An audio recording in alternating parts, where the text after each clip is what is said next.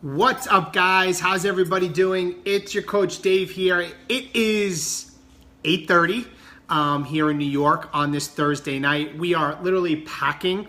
We're still packing. We're finishing up, but I want to come on and do this live video.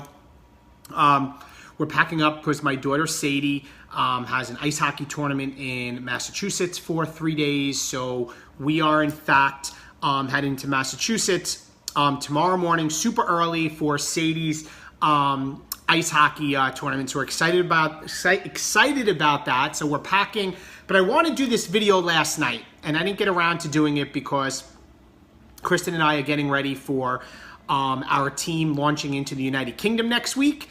That we're heading to London, that we're really excited about. So we're real busy getting things prepared for that. But I've been wanting to do this video about if people are feeling stressed or burned out, because I will admit that it's something that I think everybody struggles with, including myself. You know, having pretty much 2 full-time jobs and leading a team and having 3 kids. Like, how do you not feel stressed or burned out? But I read something that really struck with me, and it basically said, and when I read it in the book that I've been reading, well, I'm reading a couple different books, but this book, High Performance Habits, really talks about people that are very successful in their life that are not public success and private failures, meaning they're not like super successful in their career and in private with their family and their kids, and as parents, they're failures. They are succeeding in all levels of their life. They have a good work-life balance. They're not burning out, and it's because they have these 10 things that they can grade themselves on a scale of 1 to 10 when it comes to happiness. And I want to share them with you, and I want you to ask yourself, how do you rate yourself on a scale of 1 to 10 when it comes to these 10 categories that I'm going to give you? So the first is your health. Now, the reason that these 10 categories are there, that if you rate high in all 10 of these categories, you are going to have a very balanced, successful life. It's not saying you're not going to still deal with stress, but stress is really the perspective of the way how you perceive it. You're still going to have things you're dealing with in life, but if you have these 10 things and you focus on these 10, you're going to have a much more balanced life. You're going to feel much more joy in your life, much more happiness. You know, you're going to be, and when you're happier, you're going to work harder. So the first one is this: how do you rate your health on a scale of 1 to 10? Do you feel that you are somebody that really doesn't exercise or eat well?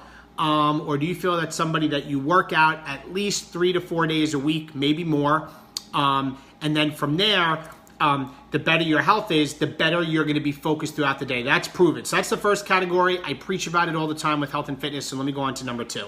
Number 2 is your family life. How do you rate your family life on a scale of 1 to 10? How do you rate the happiness with your family life on a scale of 1 to 10? So I always think about, like, this weekend, it's Sadie playing hockey, but we're going together as a family. My other 2 daughters are going. We're all going together because it's family time together. Wherefore, if we have the opportunity to be together, we want to be together, because I love being with my family. I love being with my girls because they are priority number 1. And I think so often people preach that family is number 1, but they don't live that family is number 1. So even though it's for Sadie this weekend, we're going together to support her and just have bonding time in the car as we drive there. So the second category is family. First is health, second is family. Number 3, friends. How do you rate your happiness with your friends in your life? So let me ask you this: are your friends people that are full of drama, that are Debbie Downers and always negative, and you're always jumping on the bandwagon for things that are negative going on? Or are your friends your engines in your life? Are they people that lift you up? Are they people that inspire you? They're people that stretch you? Are they people that empathize with you when you are going through issues? Are they people that, you know, through thick and thin, is something that Kristen says with her best friend, no matter how hard it is, whatever life throws at us, that they're there for each other. So how do you rate your happiness on your scale 1 to 10 with your friends? So we did health, we did family, we did friends. Number 4, another thing you can be balanced, your intimate relationships. How do you rate the happiness in your life with the relationship with your spouse or your significant other?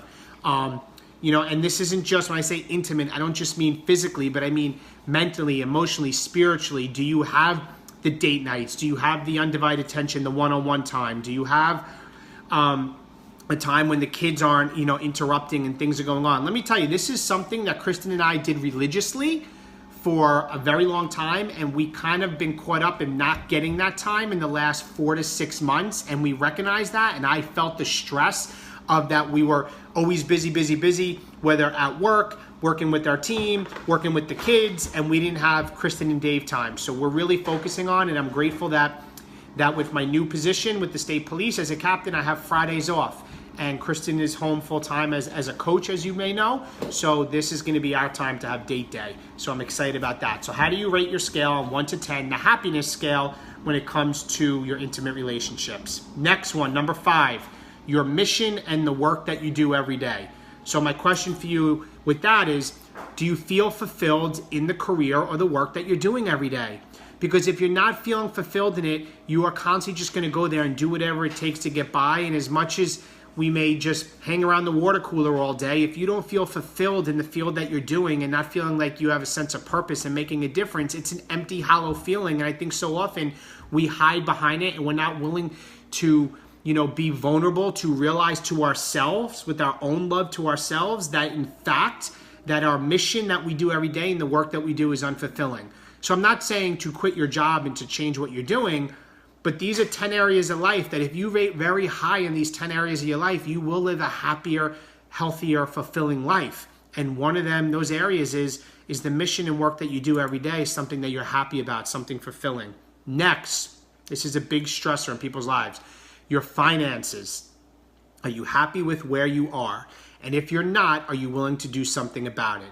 Meaning, are you willing to do something different the next 30 days that you did not do the last 30 days so that you could put yourself in a better financial position? Because finances, I have learned and read over and over and over again through the past couple of years, are really committing to growing, being, a better leader, a better person, a better husband. Read Total Money Makeover by David Ramsey. Read Tony Robbins' most recent book on money and finances. It's like one of the number one stressors in marriage and in family is your finances. So how do you rate the happiness in your life that you're financially secure? And if you're not happy with where you are, you have everything and all the tools that you need right in front of you. You just need to change the behaviors that you're doing every day and come up with a financial plan. I highly recommend Total Money Makeover by Dave Ramsey. Okay, next, adventure. Adventure in your life. Do you do things that are fun? Do you do things that are exciting? Do you get out in places where you're gonna laugh? Like I think of, for my birthday, my sister-in-law and my brother-in-law took us to a trail park with zip lining. So we were climbing ropes and we were zip lining, and it was adventurous and it was fun, and we were outside, and it was just a great day. And I will never, ever, ever forget that day because it was something adventurous. Do you like to bike? Do you like to, go to the beach? Do you like to hike? That's another thing that we started doing. We started hiking, and now that I have my Lab Harbor and I like taking them with me, it's something adventurous, climbing that hill, getting to the top. Near us, there's something called Turkey Hill. We get to the top, Turkey Mountain, Turkey Hill's an ice cream. We get to the top and we're able to see the New York City skyline. We posted about that a couple weeks ago. I want to do more of that. And trust me, I don't rate myself to have a 10 on all these areas of happiness, but if we all can get as close as we can and be honest with yourself and get close to 10, you will be much, much happier in your life overall. So adventure. The next one is hobbies. Do you have any hobbies? I'll tell you right now, for me, this is a struggle for me because I don't have many hobbies. And when I read this and said, wow, I need to find some hobbies because I feel like, I don't watch much TV. Not that TV is a hobby because I'm working and, helping people and helping our team and, and even with the state police and working every day, like I don't have many hobbies. I know in the spring this year, I'm going to try to pick up playing softball again. I played that for years, and then we started having kids and I stopped playing, but it was something I enjoyed, and baseball was a sport that I played with throughout my career. So that, in fact, is something I need to do. So hobby is the next one. I definitely can improve on that. The next one, I think this is number 1, 2, 3, 4, 5, 6, 7, 8, 9. Number 9, your spirituality. I don't know what you believe in. It doesn't matter what faith you are, what God you believe in, but you have to have spirituality to fill your soul. So for me, I know and I think of, we go to church every Sundays. I'm Catholic. We're Roman, Catholicism. My daughters are in private Catholic school, and I enjoy going to church on Sundays because it fills my soul to go to church as a family, and spirituality has been part of my life for a very, very long time. So the number 9 on the list is spirituality. So how do you rate your scale on 1 to 10 with happiness when it comes to your spirituality? And the last one is your emotions. How do you rate yourself on a scale of 1 to 10 happiness with your emotions? Meaning, are you constantly just negative Nelly, or are you trying to find the joy in life in anything you do? Are you trying to sit down and say, or enter a room and say, where can I bring happiness and joy into the room? So if you take these 10 areas that struck with me, like, wow, I don't rate 10 on all these. I don't even rate 10 probably on half of these. I think I rate high. Some I think are very low. But to recap again, if you want to live a life of happiness and not hit that wall and not be stressed out, you have to have a balance, and you should be rating high in the 10 areas of health, family, friends, intimate relationships, your mission and work that you do, your finances, the adventure you have in your life, hobbies that you have, your spirituality, and your emotions. If you can score high, and be honest with yourself, and the way that it was challenged to me is every Sunday, it was challenged to, in this book that I was reading, to rate yourself on the past week on how you rate yourself on the scale of 1 to 10 in these areas. I think my thing's flipped. I don't know what happened here. But to rate yourself 1 to 10 in these 10 areas on Sundays and how it was the previous week. And if in fact you do score high in all these areas, or you'll know where you need to work on, you will have more happiness, you will have no more joy, and you'll be more fulfilled in life. So I want to share those 10 areas with you because they seem like common sense. But Brendan Bouchard said, and I loved it, and he said it to Kristen at the training, and he says in this book that common sense isn't always common practice. And I was like, wow. And it's so true. Common sense is not always common practice. So a lot of these 10 things are common sense, but they're not in fact common practice. So strive to give yourself a grade on it. Maybe rate yourself right now. Maybe every Sunday sit down, rate yourself and how the previous week was on those 10.